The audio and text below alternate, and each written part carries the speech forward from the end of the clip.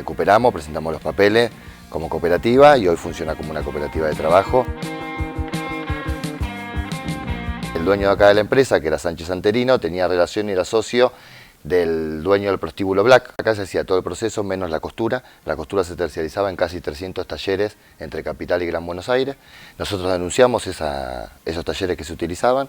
La denuncia llegó a que llamen a indagatoria a los dueños de la empresa, que era la primera vez que llamaban a indagatoria a los dueños de una marca textil, pero Yarvide en su momento lo sobresee diciendo que en realidad, como no podían decir que no había relación con los talleres, lo que dice que en realidad la relación con los talleres era porque la comunidad boliviana se manejaba con pautas ancestrales y trabajaban como cooperativa y por eso trabajaban tantas horas. Bueno, fue un escándalo, se apeló. En 2013 volvimos a engancharle el listado de los talleres, volvimos a filmarle los talleres y hoy está abierta, la causa tiene bonadío y la causa está abierta también por trabajo esclavo.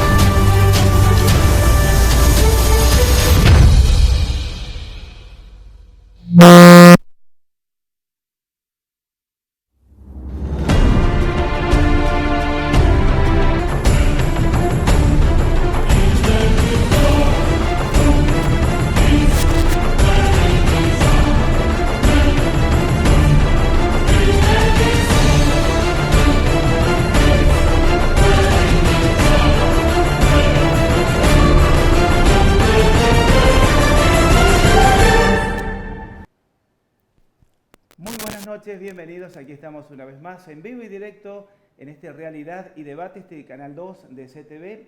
Buenas noches, Elizabeth. Muy buenas noches. Bueno, bienvenidos a todos. Muchas gracias por recibirnos en sus hogares. Un nuevo Realidad y Debate que comienza en el día de hoy con un nuevo invitado también. Un nuevo invitado, un tema muy especial. La invitada también especial porque hoy vamos a tratar un tema que a todos nos atañe y la sociedad por allí ignoramos algunas cuestiones, ¿no? Lo que sí podemos decir es que se va a hablar desde lo que se ha dado la reforma del nuevo Código Civil. Desde ese punto vamos a partir esta conversación. Pero antes de ir a la invitada y seguir desarrollando, ¿no?, este relé de debate, queremos explicarle al público que han visto, luego de la presentación, una intro que tiene que ver con Acorca. ¿Qué es Acorca? Con todas las felicitaciones del mundo, queremos decirle a la productora Activa Contenidos, a la cual usted pertenece, por supuesto, que han sido nominados en 2 ternas.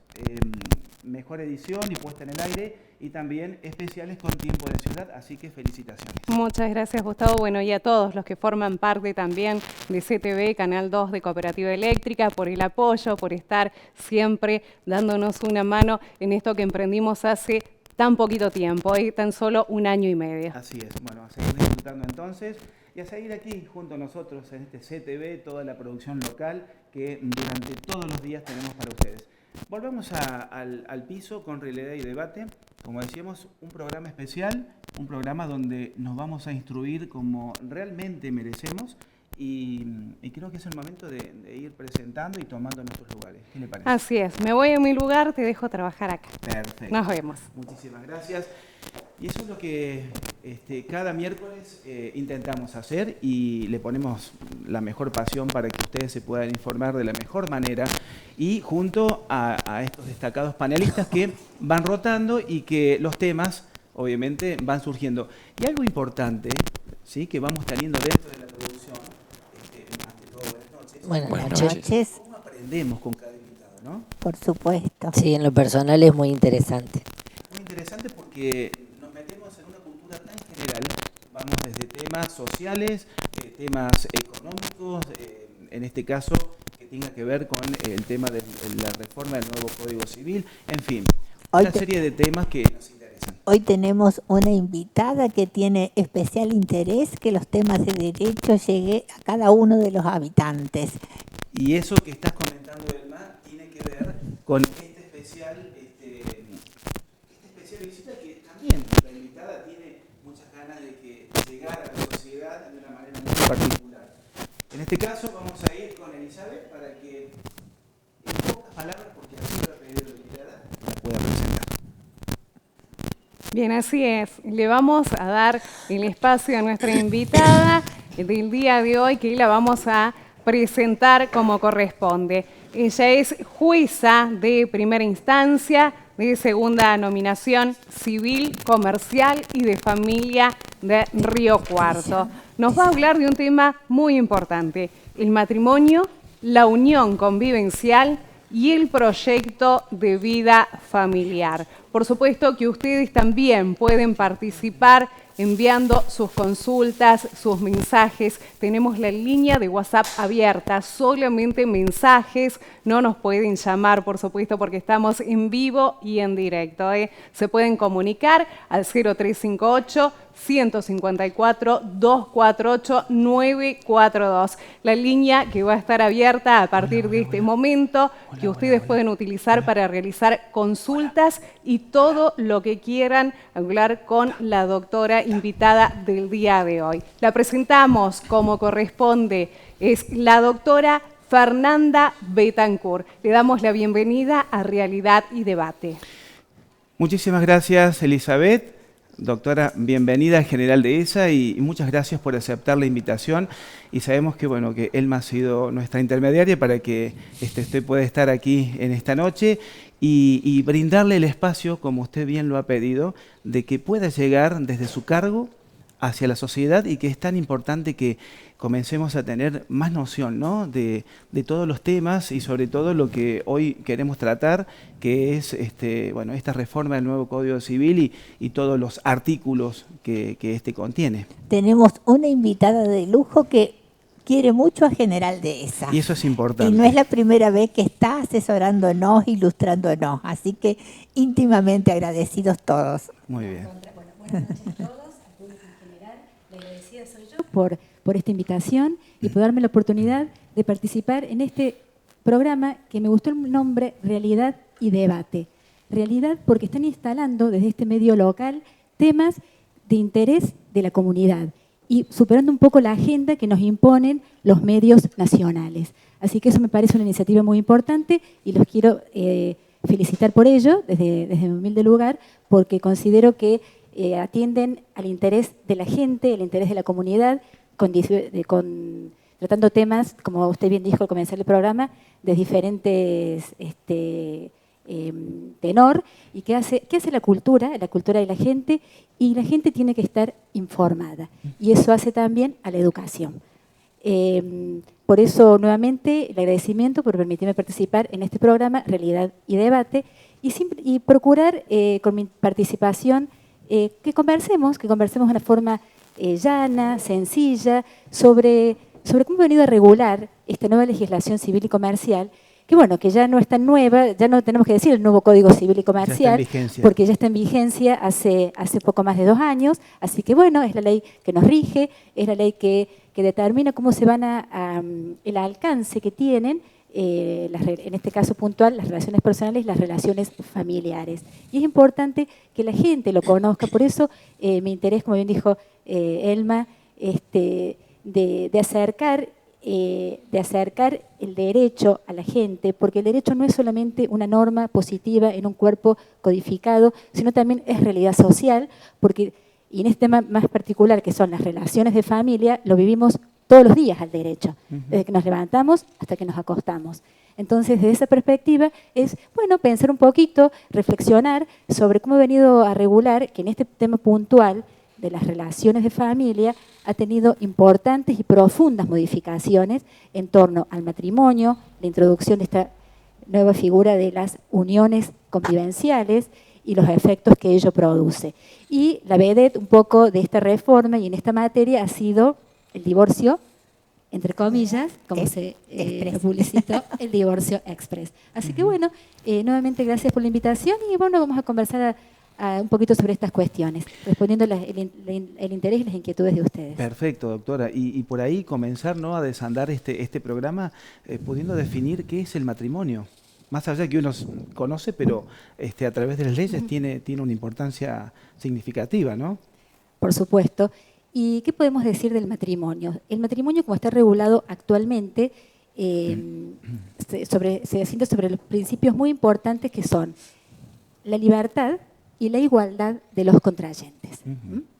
La ley establece requisitos para contraer el matrimonio, que son los requisitos generales y específicos.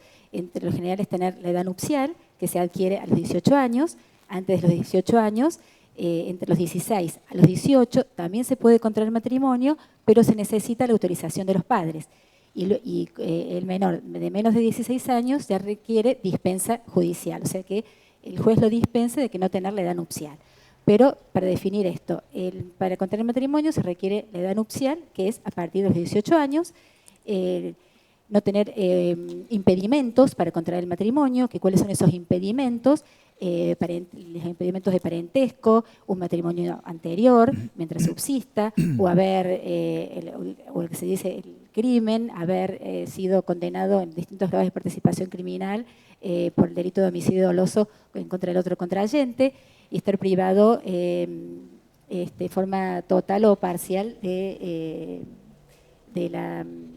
estar privado de la salud mental, es decir, no tener el discernimiento necesario para saber qué es lo que es el matrimonio y los efectos que produce el matrimonio. Claro. Entonces, ya cerrando la idea, para contraer matrimonio se requiere tener aptitud nupcial, tener la edad, no carecer de impedimentos y el consentimiento libremente prestado conjuntamente entre los esposos, ¿ante quién? Ante el oficial del registro de Estado Civil y Capacidad de las Personas. No es juez, sino que es un oficial público que está investido de las facultades para celebrar el acto jurídico matrimonio.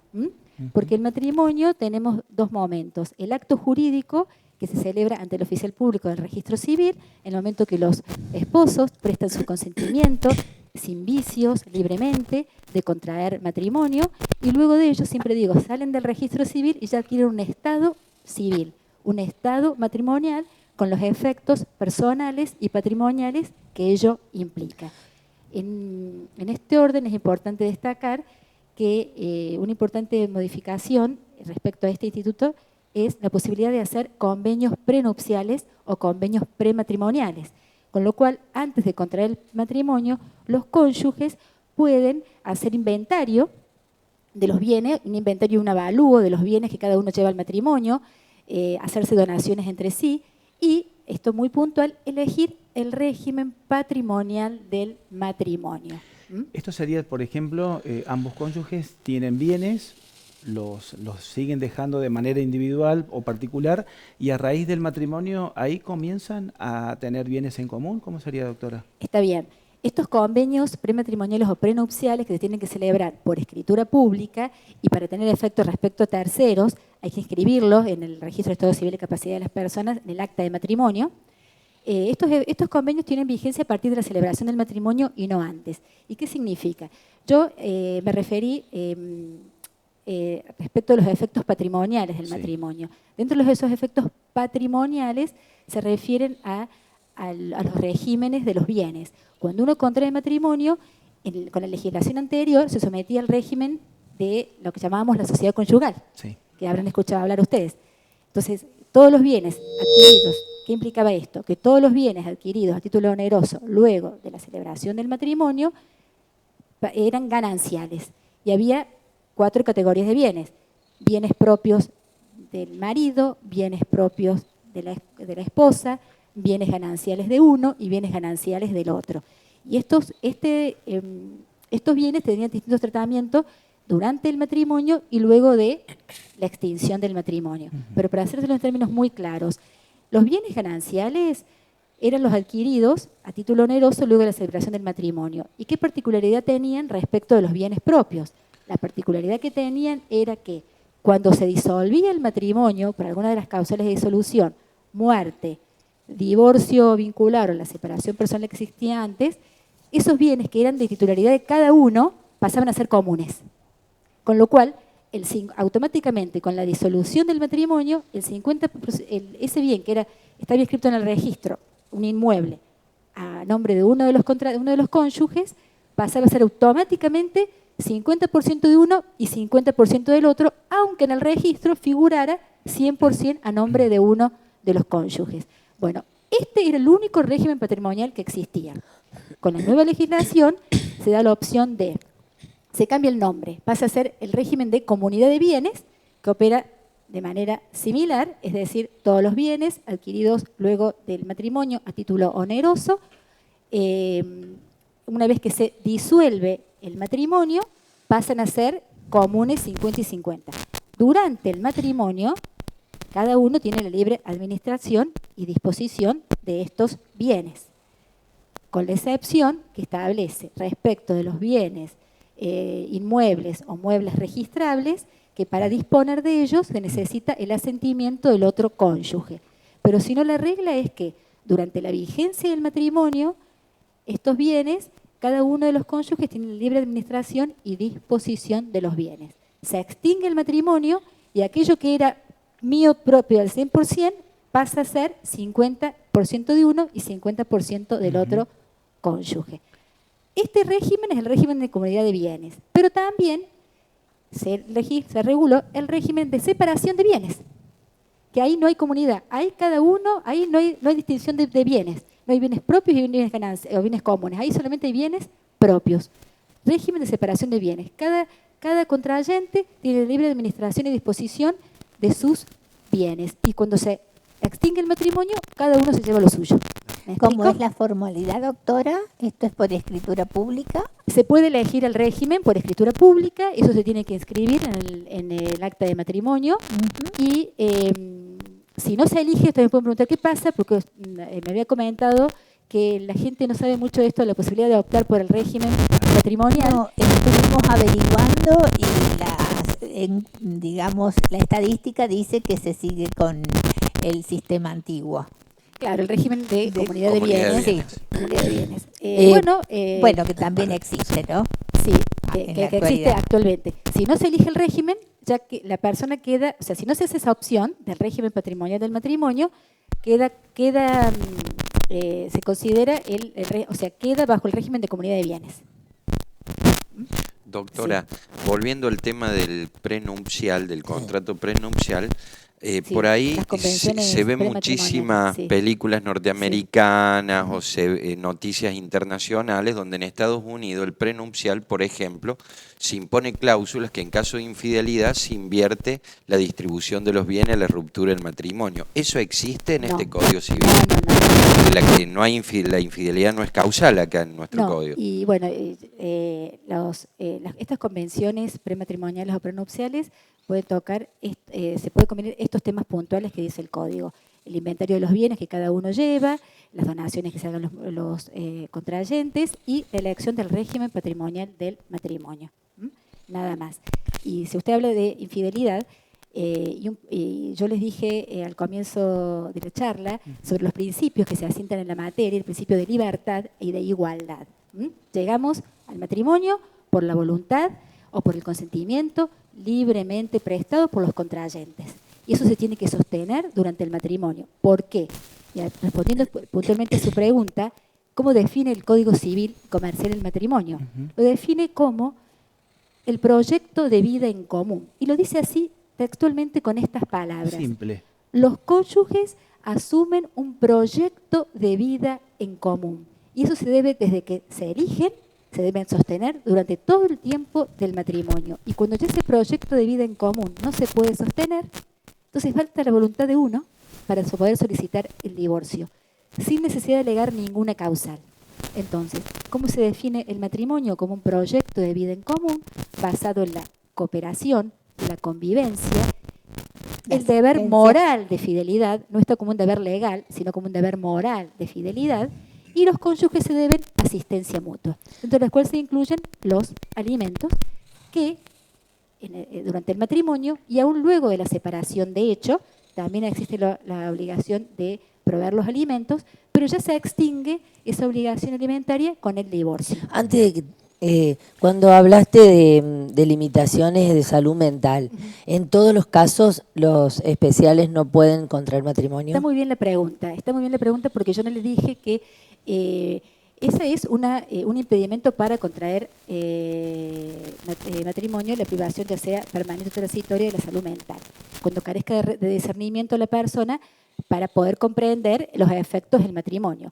Pero el juez puede dispensar en cada caso puntual de ese impedimento y autorizar a contraer matrimonio cuando en el caso... Porque cuando hablas de proyectos... Cuando la persona esté sometida a pericias multidisciplinarias y el juez evalúe que puede comprender los efectos del matrimonio. Así que en ese caso también, no solamente con la edad, con la falta de edad nupcial, sino también con la privación de la razón, puede el juez dispensarlo de ese impedimento. Los invito a una primera pausa y seguimos por ahí desarrollando estas preguntas que los panelistas con muchas ganas están realizando. Y antes de ir a la pausa, también invitar a Elizabeth para que nos pueda recordar, teniendo en cuenta que la presencia de hoy tiene un fin en común de todos, ¿no? Que se puede llegar con estos temas a toda esta sociedad. Así que reiteramos el número, Elizabeth. Claro que sí, reiteramos nuestra línea de WhatsApp. Aprovechen ahora en la pausa que viene a mandar todas sus consultas e inquietudes. 154-248-942. Recordamos, estamos en vivo y en directo con la doctora Fernanda Betancourt. Hacemos una pausa muy breve y regresamos con más Realidad y Debate.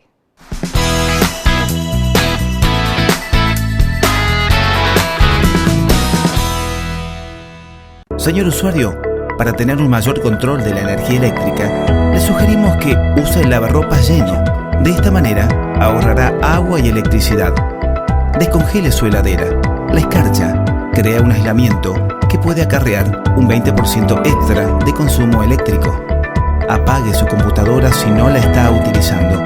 Un aparato en posición de espera puede representar hasta un 70% de su consumo diario. Desconecte todos los aparatos eléctricos que no esté utilizando. Al estar conectados, consumen energía, aún no estando encendidos.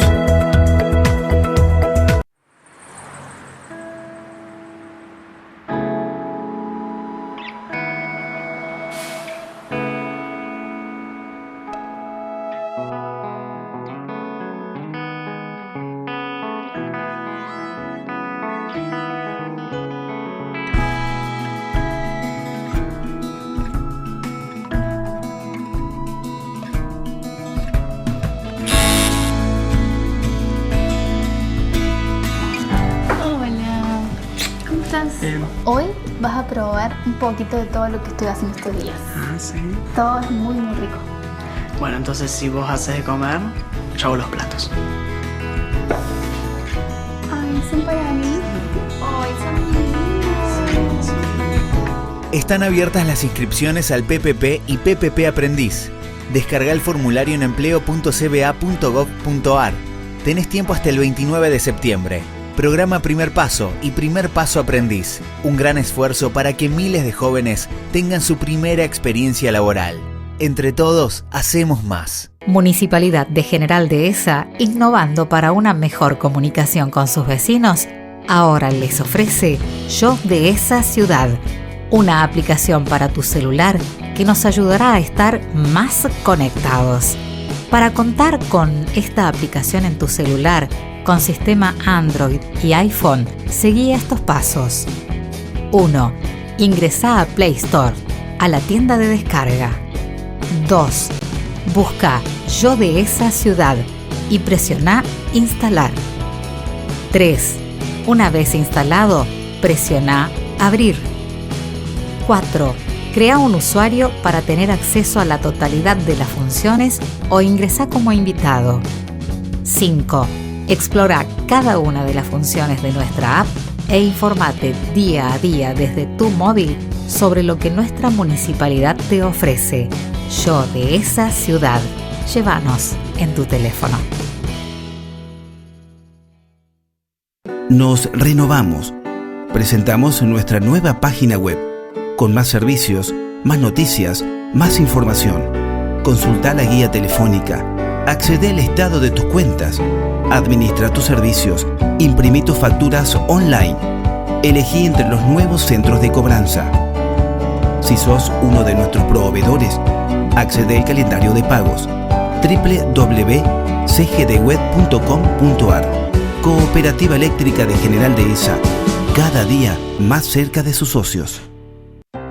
¿Sabes de dónde viene la palabra mutual? De ayuda mutua. Por eso, sumate y ayúdanos a ayudarte. La Mutual de las Comunidades tiene más de 10 años de trayectoria y te brinda ayuda económica para empresas, pymes y préstamos para inversión. Préstamos personales, prenarios y para vivienda única. Y por ser socio de la Mutual de las Comunidades, recibís la tarjeta de crédito Cabal. Búscanos en Facebook como Mutual de las Comunidades y entérate de todas las novedades y promos. Mutual de las Comunidades.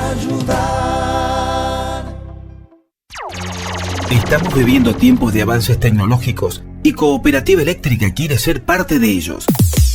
Hemos implementado una nueva modalidad y esa es la de invitarlo a que reciba la facturación de cada uno de nuestros servicios mediante correo electrónico. De esta manera, además, estaremos contribuyendo con nuestro medio ambiente.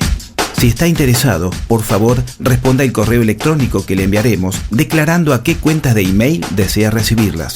O bien, llámenos al 0358 4057 000 de lunes a viernes de 7 a 14 horas y con mucho gusto recibiremos sus datos. Cooperativa Eléctrica de General Dehesa, virtualmente, cada día más cerca de sus socios.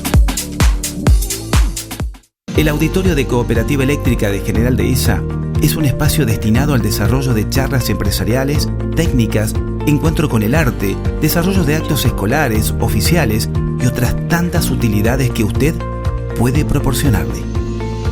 El auditorio de Cooperativa Eléctrica de General Dehesa es un espacio destinado a toda una comunidad.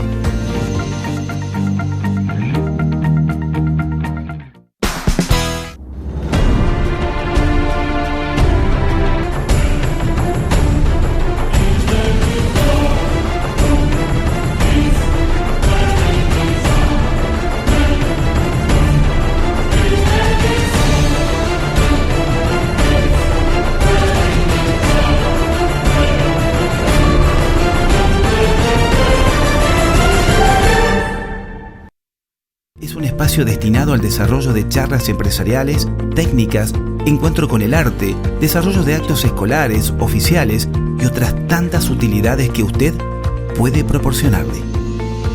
El auditorio de Cooperativa Eléctrica de General Dehesa es un espacio destinado a toda una comunidad.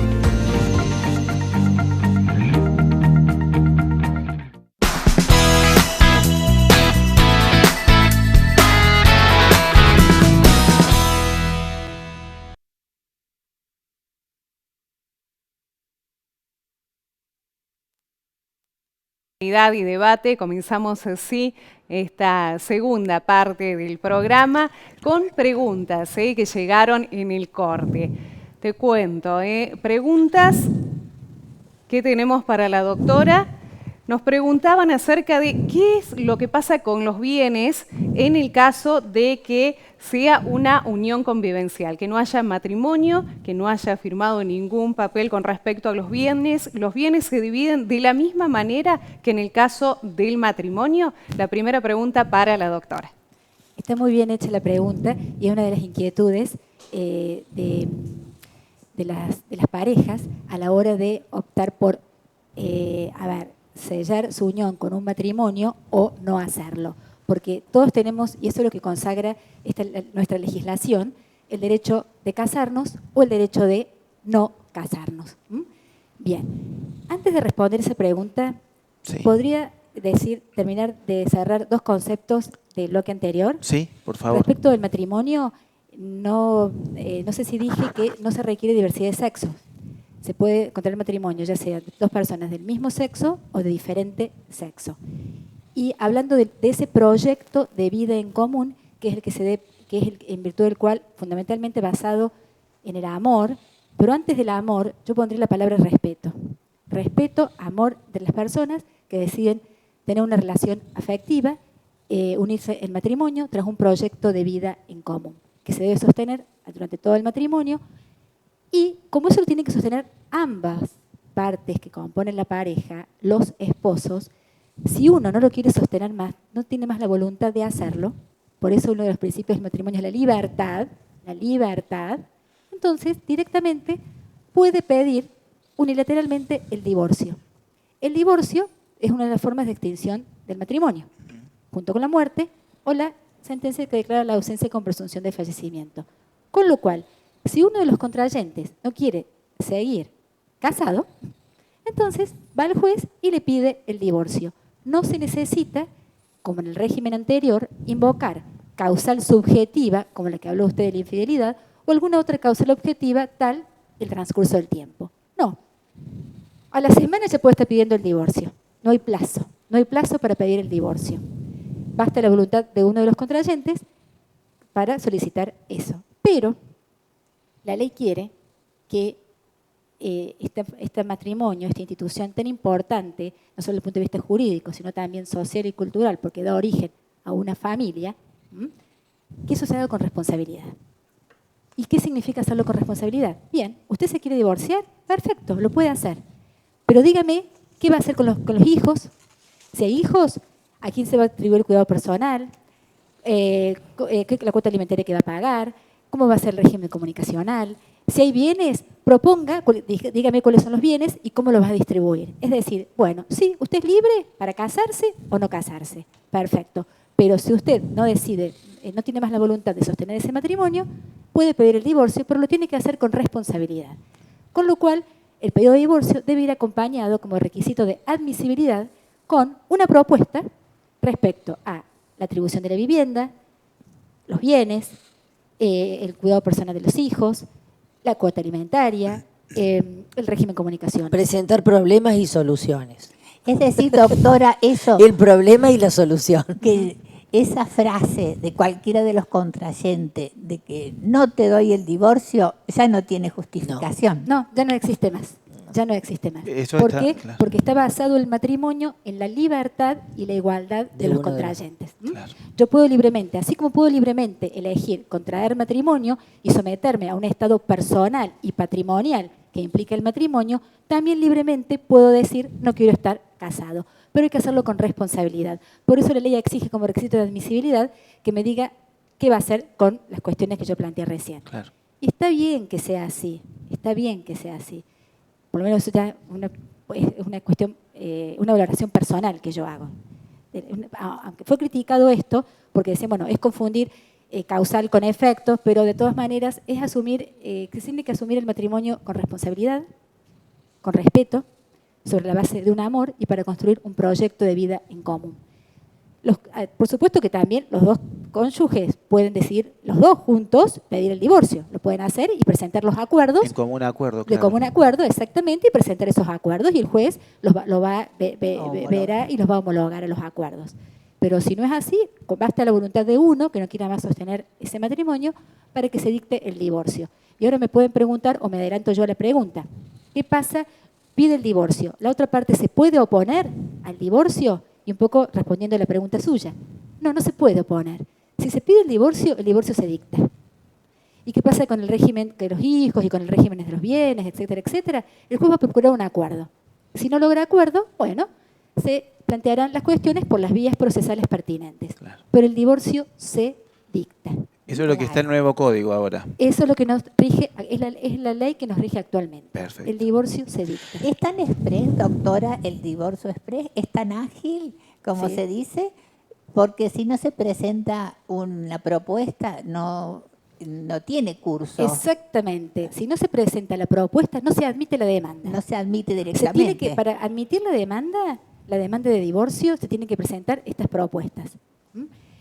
Admitida la demanda, ¿qué sucede? Se notifica, si lo presentan los dos juntos, se admite la demanda, se presentan los acuerdos, claro. El juez valorará esos acuerdos, dictará el divorcio, homologará en su caso los acuerdos. ¿Estamos? Si viene uno solo de los cónyuges y pide el divorcio, el juez va a verificar que haga las propuestas respectivas, va a notificar al otro cónyuge, haciéndole saber de que se solicitó el divorcio, y le va a decir, bueno, mire estas propuestas, los digo en términos sencillos, sería una vista, un traslado, mire esta propuesta, si está de acuerdo, perfecto, y si no está de acuerdo, bueno, plantee usted su propia propuesta. Claro. En el caso que no esté de acuerdo, ¿qué hace el juez? Convoca a las partes a una audiencia para procurar que puedan arribar a un acuerdo, y fíjense, siempre el juez trata de acuerdos, y pese en todo esto la autonomía de la voluntad, le da la libertad a que los propios esposos puedan definir los efectos de esa ruptura. Bueno, no sé si querés responder la pregunta, claro, o a lo mejor mi pregunta va relacionada a la pregunta de Elizabeth. Cuando las personas están en convivencia y sostienen de que no es importante la unión civil, bueno, ya después, como dicen los papeles, pasar por el registro. Pasar por el registro, ¿para qué? ¿Cómo podrías definir esa situación? O si quisieras convencer a alguien que es importante, ¿cuáles serían los puntos que vos decís? Es importante pasar por el civil si están bien en convivencia y tienen todo eso que un matrimonio tiene, un proyecto de vida, el caminar juntos, el crecer como personas, el crecer como personas, el construir una familia. Claro. A ver, ¿qué dirías o cómo lo convencerías a alguien que no está? Está muy bien la pregunta. ¿Usted qué decía, Elma? Que también en la unión convivencial hay un proyecto de vida, también. Exactamente, muy bien, 10. Es así, hay un proyecto de vida. Está muy bien la pregunta porque usted me dice convencer. Yo no puedo convencer. No, es una manera de decir. No puedo ni convencer, no puedo aconsejar. ¿Por qué? Porque acá rige la libertad. Cada persona, reitero, tiene la libertad, tiene el derecho de casarse o no casarse. La elección va a depender de las convicciones personales, religiosas, los valores que tenga la persona, la pareja, de decidir el matrimonio o de decidir hoy lo que llamamos la unión convivencial.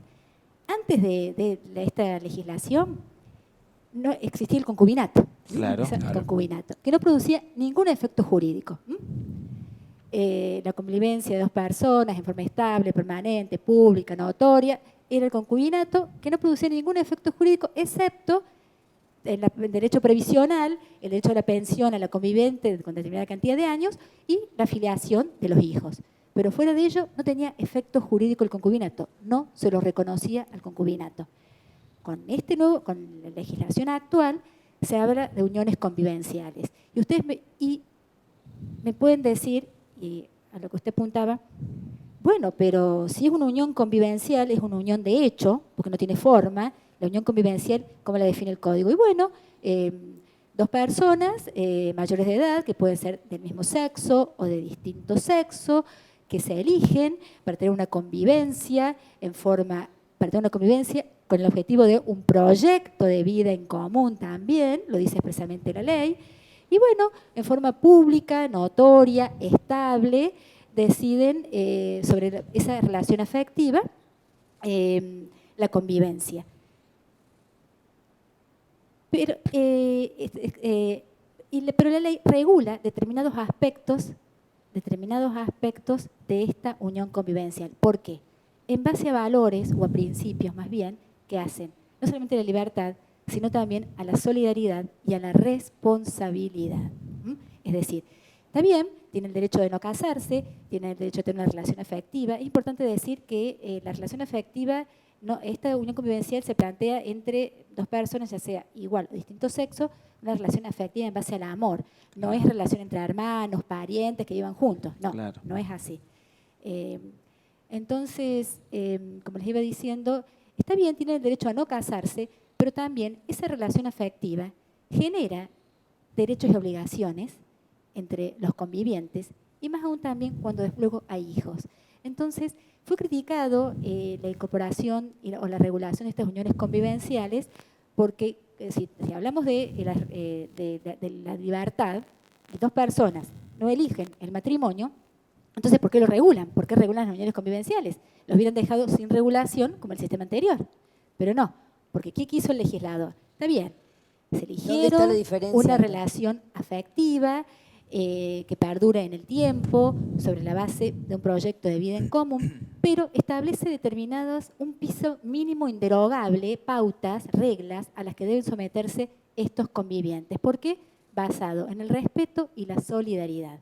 Porque en muchos casos, y conocen ustedes la vida, ya sea de su vida personal o de familiares o de amigos, 10, 20, 30 años de convivencia y se produce la ruptura y ¿qué queda? Cada uno se va por su lado y nada. Entonces acá se establece, no, hay un mínimo inderogable que hay que respetar. Y ahora viene la diferencia. El matrimonio es un acto jurídico formal, solemne. La unión convivencial no es formal, o sea, es decidirnos, nos queremos, nos amamos, nos respetamos, vamos a vivir juntos. Así de simple, nada más. El matrimonio genera un estado civil. La unión convivencial no genera un estado civil. El matrimonio genera derechos hereditarios. La unión convivencial no genera derechos hereditarios, con lo cual, si un conviviente fallece, el otro no lo hereda. Claro. El matrimonio genera, y acá respondo a la pregunta, un régimen patrimonial de bienes. La unión convivencial no hay régimen patrimonial de bienes, excepto que hayan celebrado pactos. Y acá entro en el tema de los pactos. Prevé la ley la posibilidad de que los convivientes puedan celebrar pactos. Se establece sobre cualquier cuestión, rige el principio, rige la autonomía de la voluntad, pero establece límites que son el orden público, siempre que no altere el orden público, y que se respete la libertad de los convivientes y los derechos fundamentales de los convivientes. Y la propia ley establece a título ejemplificativo que, bueno, que se pueden hacer pactos relativos a cómo se va a contribuir con el sostenimiento de las cargas del hogar, que tengan que ver también con la educación y sostenimiento de los hijos. También se pueden convenir la adjudicación o la atribución de la vivienda familiar luego de la ruptura de la convivencia. También prevé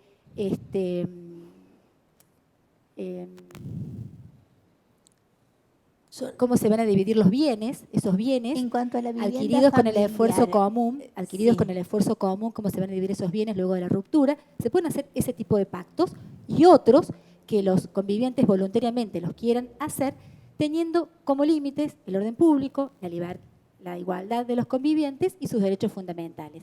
Pero hay un mínimo, hay normas que deben respetar sí o sí los convivientes, que no pueden apartarse de ellos, que son: los convivientes se deben asistencia mutua, deben contribuir al sostenimiento del hogar de forma común, ambos convivientes, y además, y acá hay una diferencia, la unión convivencial, dije, no tiene formas. ¿Y qué pasa con la inscripción? ¿Se inscribe o no se inscribe esta unión convivencial? La unión convivencial no tiene ningún tipo de formalidad, basta que nos gustemos, haya amor y vamos a vivir juntos. Así de simple. Y se puede probar por cualquier medio de prueba. Ahora bien, se puede inscribir en el registro civil. Y la sola inscripción en el registro civil ya es la prueba suficiente de la existencia de la unión convivencial. Claro. Y esta inscripción produce un efecto. Yo les dije que hay un piso mínimo inderogable a que se deben someter los convivientes, que son la asistencia mutua, contribución a las cargas del hogar y también la responsabilidad por las deudas del otro. Es decir, por las deudas contraídas por uno de los convivientes relativos a, igual que en el matrimonio, estas tres obligaciones son las mismas del matrimonio. Las mismas del matrimonio y las mismas de los dos regímenes, claro, ya sea de comunidad de bienes o ya sea de separación de bienes. Estas tres reglas priman en el matrimonio, ya sea en un régimen o en otro régimen, y también en la unión convivencial. La asistencia mutua, la contribución a las cargas del hogar y la responsabilidad por las deudas contraídas por el otro, ya sea que hagan al sostenimiento del hogar, la educación de los hijos. Entonces responden los dos convivientes con sus bienes. ¿Estamos de acuerdo? ¿Habitualmente hacen ese trámite legal? Ya le voy a responder la pregunta. No. No está porque la gente va a estar más calificada vos como ex jefa del registro civil, Estado Civil y Capacidad de las Personas, porque los intendentes son los jefes natos de los registros civiles. Además, yo les hablé de la inscripción de la unión convivencial y a lo que usted aludía, la inscripción. Si la unión convivencial está inscripta, hay otra protección. hay una protección a la vivienda familiar. Claro. Y ya eso es lo que vos apuntabas con tu pregunta. Sí, yo quería preguntarte porque es importante que esté inscripta para la protección de la vivienda familiar y no están instituidos los registros en el interior, no hay registro, solamente en Córdoba capital. La respuesta. No, porque uno conoce la problemática de las personas y muchas veces con familiares, amigos, conocidos, a la hora de la separación hay muchos problemas. Entonces, ¿será que el problema existe o es más difícil ponerse de acuerdo porque no pasan por el registro civil haciendo ese trámite? No, me parece que no tiene relación. Ampliando un poquito, si me permitís, Alma, lo que vos decís de la protección de la vivienda, si la unión convivencial se encuentra inscripta, tiene un plus que es la protección de la vivienda familiar. Con lo cual, ¿qué significa esto? ¿Cuál es el alcance de esta protección? Si un conviviente no puede disponer de la vivienda familiar sin el asentimiento del otro conviviente. Y tampoco puede, no solamente que esto es interesante, no solamente que no puede disponer de la vivienda familiar, sino que no puede disponer de los muebles, de los bienes muebles indispensables que se encuentran en ella. Con lo cual, a ver, yo me quiero llevar un televisor, tengo 4 televisores, ay, mi mamá necesita un televisor, yo lo quiero llevar a la casa de mi mamá, no, tengo que pedir el asentimiento del conviviente, porque si no me da el asentimiento del conviviente, entonces el conviviente puede pedir la nulidad de ese acto de disposición, y en este caso el ejemplo del televisor, la inmediata restitución de esta cosa mueble a la vivienda familiar. Claro. Esto es muy novedoso. Pero hay un plazo de 6 meses de caducidad para ejercer esta acción. Lo importante, ya para cerrar este tema, es que si la unión convivencial está inscripta, tiene la protección de la vivienda familiar. Esta vivienda familiar, con lo cual uno de los cónyuges, y esta protección también alcanza que no se puede ejecutar por deudas que hubiera contraído uno de los progenitores sin el asentimiento del otro, excepto que la deuda hubiera sido contraída con el asentimiento o con el consentimiento de los dos, dije progenitores, es conviviente, de los dos convivientes. Y para seguir respondiendo a la pregunta del régimen patrimonial de los bienes en la unión convivencial, entonces cerramos el tema. No hay régimen de bienes excepto pactos. Si los convivientes hubieran hecho algún pacto respecto de los bienes que adquirieran durante la vigencia de la convivencia, rige el pacto. Si no hay pacto, cada uno se lleva su mochilita. Es así. Muy clara, doctora, y los voy a invitar a una pausa. Bueno. Y las preguntas que estén... Y después quiero hacer una pregunta antes cómo no. que quede. Por favor. Si ha tenido casos de pedido de nulidad de matrimonio y cuáles son las causales que avalan semejante demanda, por ejemplo. Perfecto. Vamos a la pausa. Qué linda pregunta. La dejamos ahí entonces a la espera de la pausa y vamos con Elizabeth para que siga por allí instruyendo a la gente con respecto a esta línea abierta. Recordamos el número de WhatsApp 154-248-942 y también llegaba otra pregunta que nos dice muy interesante el tema que están tratando en el día de hoy. Y preguntan, ¿qué pasa en una unión convivencial cuando una de las personas fallece? No se hereda, decía la doctora. Bueno, entonces, ¿quién hereda lo de la persona fallecida? Esa es una de las preguntas que nos enviaban hace minutos nada más y que las vamos a responder en el próximo bloque. Hacemos una pausa muy pero muy corta, no te muevas de CTV.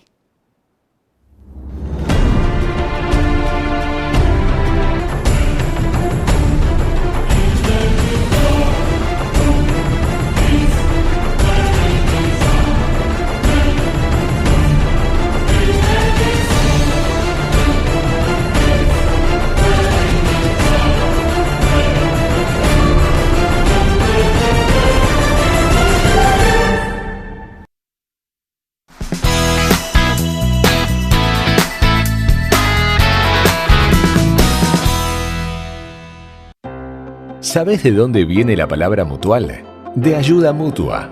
Por eso, sumate y ayúdanos a ayudarte. La Mutual de las Comunidades tiene más de 10 años de trayectoria y te brinda ayuda económica para empresas, pymes y préstamos para inversión. Préstamos personales, prenarios y para vivienda única. Y por ser socio de la Mutual de las Comunidades, recibís la tarjeta de crédito Cabal. Búscanos en Facebook como Mutual de las Comunidades y entérate de todas las novedades y promos. Mutual de las Comunidades. Cada mañana, todas las mañanas. Tenemos todo lo que te hace falta. Tenemos absolutamente todo. Información, estado del tiempo, flash de noticias, canciones y mucho más. Mucho más. Una mañana muy activa. Por la 95.5. Por la 95.5. Activa. Activate. Cadena Ser Noticias, el noticiero de la ciudad. Estamos donde debemos estar. Preguntamos lo que usted desea saber. Llegamos al lugar de los hechos. De lunes a viernes a las 12:30 y 20:30 horas.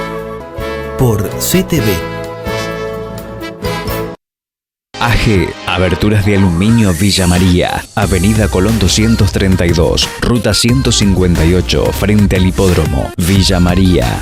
Fábrica y ventas de portones levadizos, mamparas para baños, cortinas y toldos. Recibimos todas las tarjetas de crédito y débito. Plan Ahora 12. Importantes descuentos por pago en efectivo. En AG Aberturas, el flete es sin cargo. Estamos viviendo tiempos de avances tecnológicos y Cooperativa Eléctrica quiere ser parte de ellos. Hemos implementado una nueva modalidad y esa es la de invitarlo a que reciba la facturación de cada uno de nuestros servicios mediante correo electrónico. De esta manera, además, estaremos contribuyendo con nuestro medio ambiente. Si está interesado, por favor, responda el correo electrónico que le enviaremos declarando a qué cuentas de email desea recibirlas. O bien, llámenos al 0358 4057 000 de lunes a viernes de 7 a 14 horas y con mucho gusto recibiremos sus datos. Cooperativa Eléctrica de General Dehesa. Virtualmente, cada día más cerca de sus socios. Guardia de Telefonía, Internet y Televisión por Cable, interno 114 o 154 248 954. Guardia de Energía Eléctrica, interno 124 o 154 248 957. Guardia de Cloacas, interno 220 o 154 248 958. Muchas gracias. La que lucha, la que va al frente siempre, la que inventó el boleto estudiantil que hoy imitan otras provincias, por suerte para los estudiantes de esas otras provincias. La que en lugar de subsidios entrega programas Primer Paso que también imitan otras provincias, por suerte para los jóvenes de las provincias que la imitan. La que empuja sola, pero empuja, siempre empuja, y mucho más aún cuando los poderosos le dan la espalda. La que se hizo casi toda sin la ayuda de casi nadie. La que seguirá peleando por todo lo que le corresponde, no por pelear, y no bajará los brazos hasta conseguir todo lo que le pertenece. La que impulsa y apoya lo que está bien y propone sobre lo que está mal. La que viene haciendo desde hace años lo que otros comienzan a hacer ahora. La que desde hace mucho tiempo sabe muy bien lo que significa hacerlo juntos, o, como decimos los cordobeses, hacerlo entre todos. Sí, entre todos. Sigamos trabajando para que nos den a Córdoba lo que es de Córdoba. Ayudémonos más, entre todos. Soñemos más, entre todos. Y sigamos avanzando, entre todos. Porque desde que empujamos entre todos, los cordobeses somos más cordobeses que siempre. Y Córdoba, más Córdoba que nunca.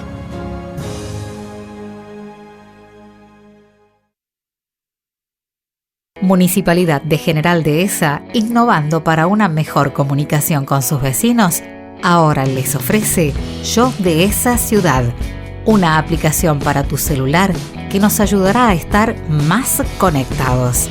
Para contar con esta aplicación en tu celular, con sistema Android y iPhone, seguí estos pasos.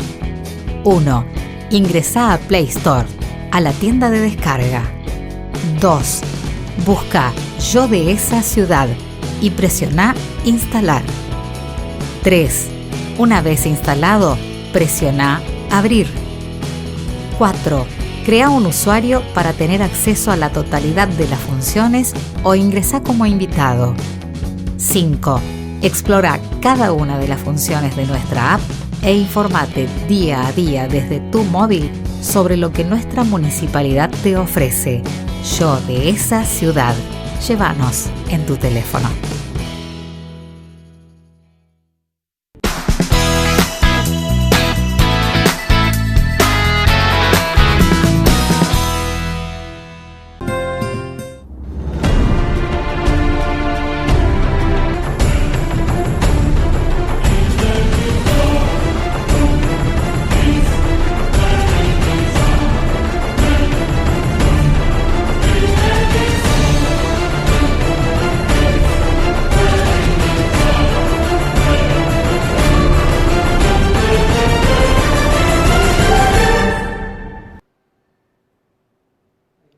Y continuamos en esta realidad y debate con la doctora Betancourt y reiteramos la pregunta que nos llegaba de uno de los televidentes que nos decía en la unión convivencial, si una de las personas fallece y entonces la doctora decía que no, el otro no hereda, ¿quién hereda lo de la persona fallecida? Esta es la pregunta para este último bloque de realidad y debate. Toda suya la pregunta, doctora. Bueno, como les dije, la unión convivencial nos genera derechos hereditarios, con lo cual está bien la pregunta, ¿quién hereda?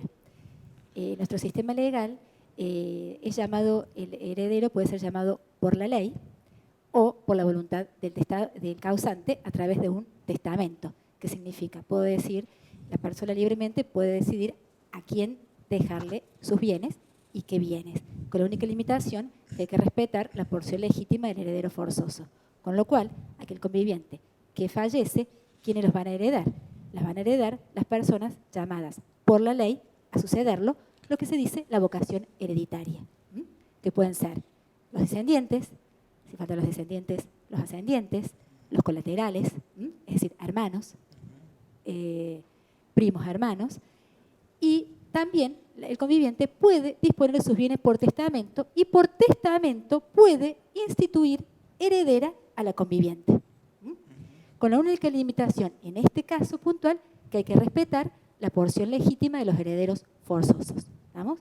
¿Quiénes son esos herederos? ¿De qué hablamos cuando me refiero a una porción legítima? La ley dice, bueno, usted puede libremente disponer de sus bienes aún después de su muerte, pero hasta una porción de bienes tiene que respetarlo para determinados herederos, entre ellos los descendientes. Pasado ese límite, usted puede disponer libremente de sus bienes. Con lo cual, sí, efectivamente, el conviviente no tiene vocación hereditaria, llamada por la ley, pero sí, el conviviente puede, por testamento, instituirla heredero o, si no, instituir legados. Legados que son bienes determinados a favor de determinadas personas, pero que no tiene vocación universal al todo de la herencia. No sé si he sido clara. Sí. Sí. Bien. Y quería responderle a su pregunta. Sí. Bueno, usted se incurrió en un tema muy específico, muy técnico, que simplemente le voy a decir. Usted habló de la nulidad del matrimonio. Antes de referirme a la nulidad del matrimonio, le tengo que decir a la gente qué es la nulidad. Claro. La nulidad es una sanción de invalidez que prevé el ordenamiento jurídico cuando el acto carece de los requisitos de validez. Entonces, esta sanción de nulidad le quita validez al acto jurídico, le quita validez al matrimonio. ¿Qué causas pueden dar que no tenga validez? Las que yo me refiero. La nulidad puede ser absoluta o puede ser relativa. La nulidad absoluta es inconfirmable, insubsanable. la de nulidad relativa, se puede subsanar. Y las causales que pueden llevar a la nulidad del matrimonio son la existencia de los impedimentos para contraer el matrimonio a los que yo les anuncié. Si hay parentesco, si hay un matrimonio anterior, si hay crimen, es decir, haber sido condenado por homicidio en todos los grados de participación criminal, por el homicidio doloso contra el otro cónyuge, esas son causales de nulidad absoluta del matrimonio. Y las otras serían causales de nulidad relativa que se pueden subsanar o confirmar. Pero me voy a detener así porque no quiero confundir al televidente con el tema del divorcio, que no es lo mismo que nulidad. Perfecto. El tema del divorcio se extingue el vínculo jurídico, pero el acto jurídico existió y produce efectos.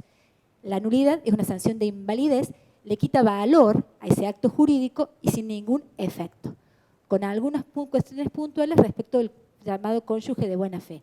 Pero para que quede claro, la nulidad es una sanción de invalidez y que le priva al acto jurídico matrimonio de todo efecto. ¿Por qué? Por adolecer de efectos constitutivos, que son los que señalé al iniciar este encuentro. Yo quería preguntarte, que hoy es muy común las familias ensambladas. ¿Qué nos podés decir de los deberes y derechos de los progenitores que se encuentran y hay hijos de ambos lados? Claro. Está bien. Fíjense, hay distintos tipos de familias. Tenemos aquella familia básica, el matrimonio con 2 hijos, familias múltiples y familias también compuestas por personas que tienen hijos, que vienen de matrimonios anteriores o de uniones convivenciales anteriores. Entonces son los míos, los tuyos, los comunes, los de ambos, etc. Así que eso es lo que se lo denomina las familias ensambladas. Y desde el punto de vista jurídico, la ley distingue hoy lo que existía, que era el padrastro o madrastra, y lo denomina como Elma, padre afín o el madre progenitor afín. El progenitor afín, exactamente, el progenitor afín tiene también obligaciones respecto al hijo de ya sea del cónyuge o del conviviente. Tiene la obligación de cooperación, de asistencia en la educación de ese hijo. ¿En la toma de decisiones, doctora? Está bien, la pregunta, en la toma de decisiones siempre va a prevalecer la del padre biológico, claro. La del padre biológico, por supuesto. Puede haber urgencia, y en algunos casos se puede delegar la guarda cuando en algún momento el progenitor biológico se tenga que ausentar y que tenga que delegar, ya sea por razones familiares, laborales o de salud, y tenga que delegar el cuidado personal, y el otro progenitor no lo pueda asumir, se lo puede delegar al progenitor afín. Bien. Y aún el progenitor afín tiene la obligación alimentaria de prestar alimentos. Siempre es en subsidio, siempre que el otro progenitor obligado no lo haga, la tiene que prestar el progenitor afín. Y aún después de que se haya cesado el matrimonio o la convivencia, si el progenitor afín aportaba esa cuota alimentaria que era importante y el niño se mantenía con esto, también por un plazo el juez puede disponer que se siga manteniendo esa asistencia alimentaria. O sea, hoy se reconoce o se visibiliza lo que existía antes, asignándole una ubicación distintiva en el seno de la familia y en relación a los hijos del otro, los hijos menores de edad, con capacidad restringida o con discapacidad. Lo que era antes quizás, doctora, por términos más de familias, ¿no? El padrastro, si quería, le podría brindar, pero ahora ya vendría a ser como una cuasi obligación o una obligación. Una obligación. Es una obligación. Una obligación, un deber jurídico, sí. Es lo que está pautado en este nuevo... Es lo que está arreglado así. Por supuesto que siempre la obligación alimentaria es subsidiaria. Claro. Primero está el obligado principal, inclusive también los otros parientes llamados a prestar alimento, como son los abuelos, y luego recién el progenitor afín. Claro. Pero existe, está, se lo visibiliza. ¿Y por qué? Porque la ley quiere sumar a la familia, sumar obligaciones, sumar amor y contención para los hijos. ¿En qué ha beneficiado, si bien lo vino exponiendo, ¿no? Pero la reforma de este nuevo código, ya no nuevo, del Código Civil, ¿en qué ha beneficiado a las familias, por ejemplo, en este caso, esta reforma? Esta reforma, en alguna manera, ha venido a recoger o dar un ropaje jurídico, una regulación legal a las relaciones que ya existían. y que no tenían regulación legal. Bien. Así que en ese sentido ha sido muy importante. Decía Elma, ¿cuántos casos había de matrimonios desavenidos que, bueno, no quería exponerse en un juicio con una causal subjetiva de abandono voluntario y malicioso, injurias graves, fidelidad, que había que volcar en un juicio toda una intimidad personal y familiar con el desgaste emocional que eso significa. Extensos, ¿no? Pero yo he tenido juicios de 20 cuerpos de expedientes para dirimir una cuestión subjetiva. Exponían toda la ropa sucia. Toda la ropa sucia y la exponían. ¿Cierto o no? Hoy no. Claro. Entonces, la gente no quería someterse a eso, o no llegaba al plazo legal, o no obtenía la anuencia del otro cónyuge por despecho, por rencor, por resentimiento, y quedaba sometida a ese estado civil que no quería. En un limbo. Entonces esto da la posibilidad de la libertad. Claro. La libertad y la libertad con responsabilidad. ¿Cuáles son las causas? Una sola con el tema del divorcio. Yo recuerdo, yo era estudiante secundario, la primera ley de divorcio fue en el 54, después fue derogada por una dictadura, pero en el 87 con Alfonsín, cuando manda el proyecto de divorcio vincular, yo recuerdo que los sectores conservadores que estaban muy movilizados en esa época decían que si se aprobaba la ley de divorcio, automáticamente iba a estallar la institución matrimonio en Argentina. Después de 30 años, digamos, de ley de divorcio, ¿qué experiencia tiene usted referente a la relación entre divorcio y institución matrimonio? ¿Afectó directamente el matrimonio la ley de divorcio o solamente reguló lo que ya venía pasando en la sociedad? Esta opinión desde el punto de vista personal y de las vivencias, no solamente desde mi actuación como operadora del derecho, sino también en lo personal, no de ninguna manera afectó. Es más, da la posibilidad de regularizar en ese momento un montón de situaciones que estaban irregulares, que no podían acceder al divorcio. Entonces, ¿qué es lo que llevó? ¿Qué fue el boom primero? De parejas desavenidas, de parejas separadas durante muchos años, de poder obtener su divorcio vincular a través de la presentación conjunta. Se llamaba así. Era el divorcio por presentación conjunta. Antes de presentarse ese proyecto había sido declarada anticonstitucional la ley de ese momento. Yo creo que eso favoreció a que el doctor Alfonsín pudiese enviar el proyecto, porque ya había una declaración de anticonstitucionalidad. Una muy buena alumna. Y ahora estaba escuchando que de acuerdo al último censo, el 60% de las parejas están casadas, están en matrimonio, y hay un 40% que viven en convivencia, ahora en la unión convivencial, que es un neologismo, pero sería el concubinato de antes. Otra cosa, la unión convivencial tiene que haber un plazo para que se reconozca a esa convivencia en común, esa relación afectiva, tiene que haber un plazo de 2 años. A partir de la convivencia de 2 años recién se reconoce la existencia de la unión convivencial. Ahí comienzan los derechos y los deberes. Exactamente. Ante el incumplimiento de todo eso que está arreglado, que debe cumplir uno, que debe cumplir el otro, si no lo hace, ¿qué pasa? ¿Cuál es la consecuencia? Puede exigir el cumplimiento. Sí, pero pero no cumplen, porque está visto, no cumplen. ¿Vos conocés casos? Sí, se conoce a diario. La persona, vamos a un tema puntual de incumplimiento. Por ejemplo, en el régimen de visitas que se estableció y no lo hacen una de las partes, en el tema de alimentos, en el tema de brindarle el acuerdo en la parte de educación, la cuota del colegio, por ejemplo, en suministrarle todos los elementos para que el niño crezca, todo lo que necesita para crecer. Claro. Y bueno, nos encontramos muchas veces con que una de las partes no cumple y no cumple. Bueno, a mí me gustaría saber cuál es la consecuencia del que no cumple. Está muy bien la pregunta, porque es lo que es la tarea diaria que realizan tribunales y es la mayor cantidad de causas de derecho de familia que tengo. Los incumplimientos de las obligaciones emergentes de la responsabilidad parental. Ya solo tienen al cuidado personal, al régimen comunicacional y a la cuota alimentaria. Entonces, respecto al incumplimiento de estas obligaciones respecto a los hijos menores de edad, ¿qué tiene que hacer? ¿Cuál es la protección que tiene fundamentalmente el hijo? A través de los padres tendrá que acudir a la justicia para procurar el cumplimiento a través del juicio respectivo.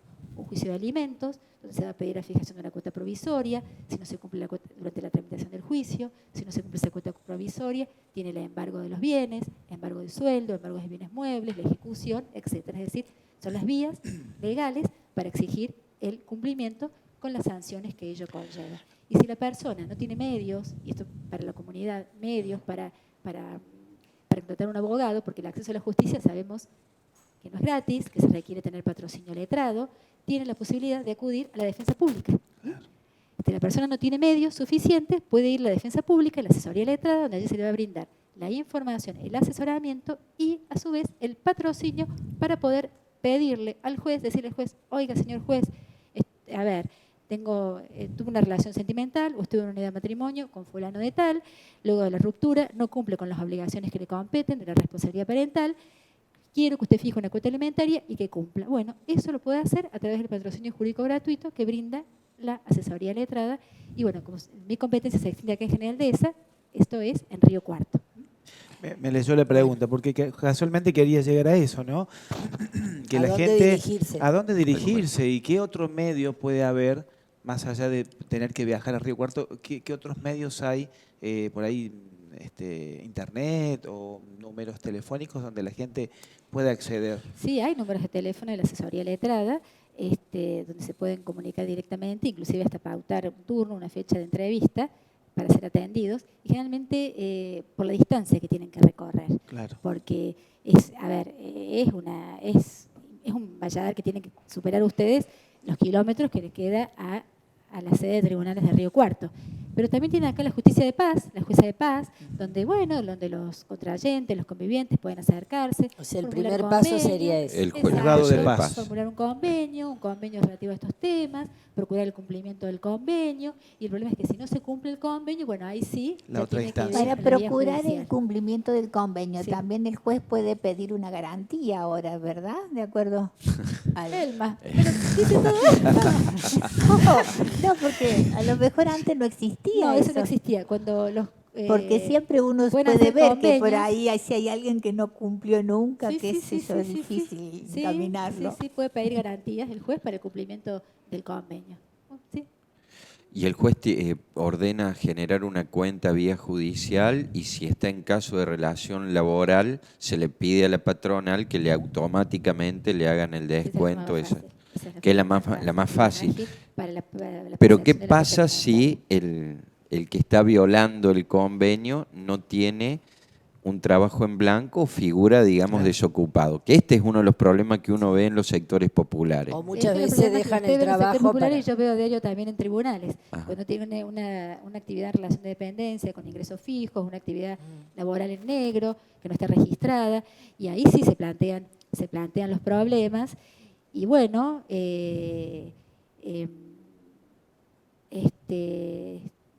ahí en algunos casos hemos tomado algunas medidas coercitivas para procurar el cumplimiento de la cuota, pero es de acuerdo al caso concreto.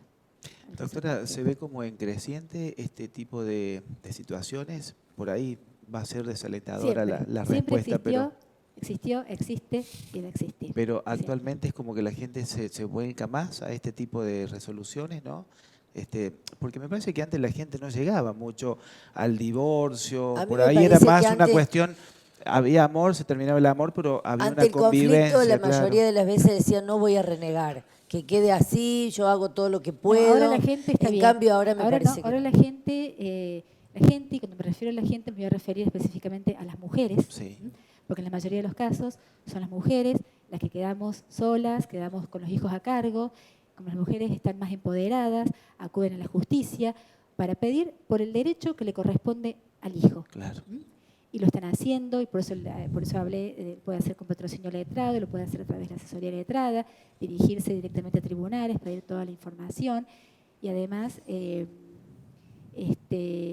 también la mujer tiene el resguardo y la protección de los tratados de derechos humanos que protegen a la mujer.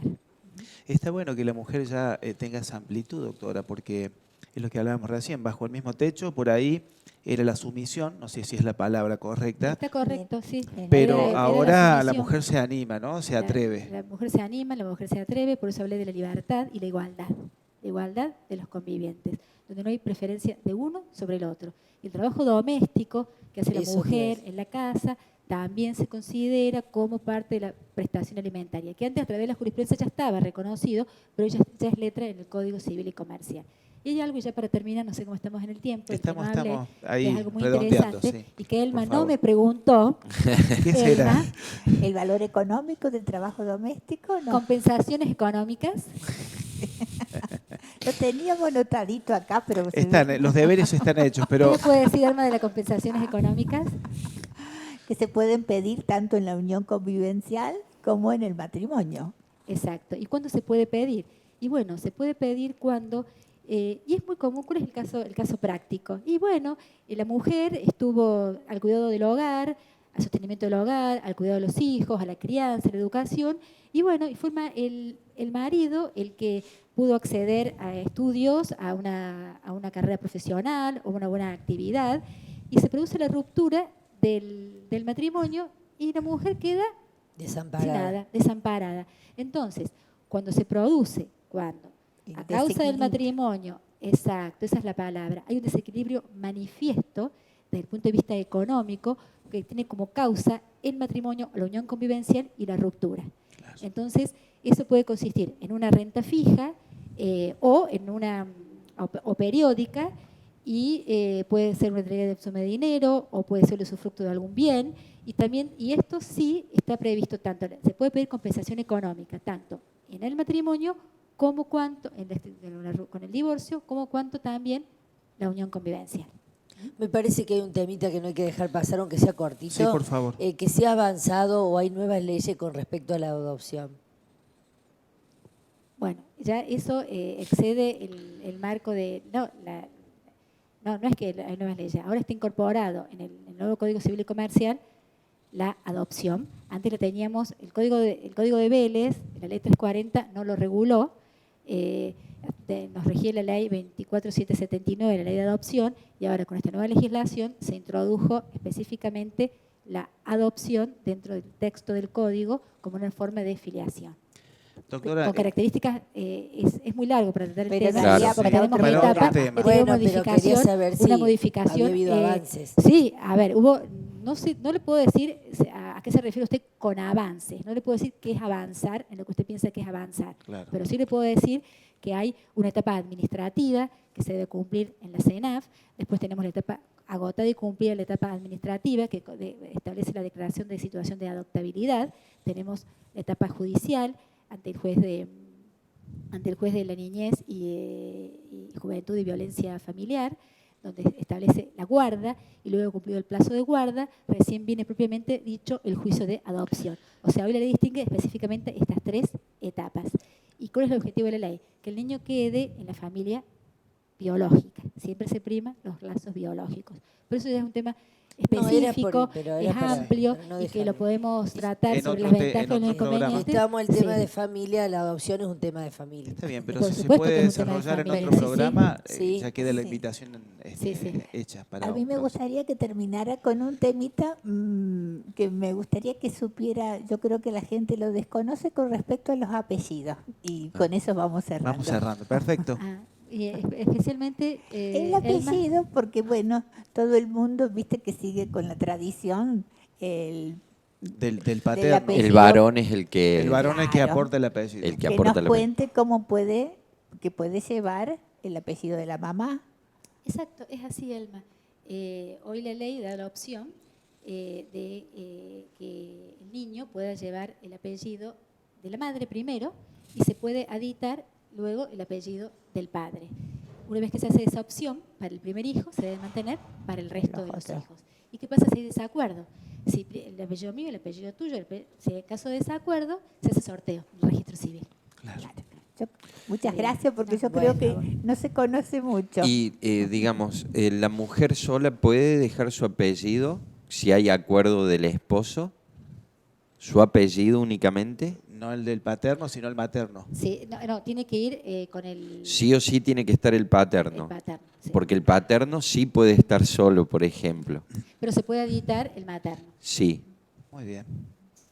Doctora, muchísimas gracias. La verdad que ha ampliado tanto el tema y sabemos que quedan temas como, por ejemplo, adopción, que está la invitación ya formulada aquí en todos los presentes. No, inclusive si les interesa el tema de adopción, que es un tema de suma interés y tiene que ver también con la filiación, porque la filiación, que es la relación, los vínculos jurídicos entre los padres e hijos, se adquiere en nuestro sistema jurídico, ya sea por naturaleza, biológica, por adopción o por las técnicas de reproducción humana asistida, y puede invitar también a colegas, eso se puede hablar a colegas del foro local de Río Cuarto que trabajan en los equipos técnicos, pero bueno, para venir a seguir teniendo estas charlas tan amenas, tan lindas e instructivas, me parece que son. ¿Se sintió a gusto, para la doctora? Comunidad. Muy bien, y muy agradecida nuevamente por la por invitación. favor. Y espero también haberles, aportado un poquito más a sus conocimientos sobre toda esta vasta tarea que es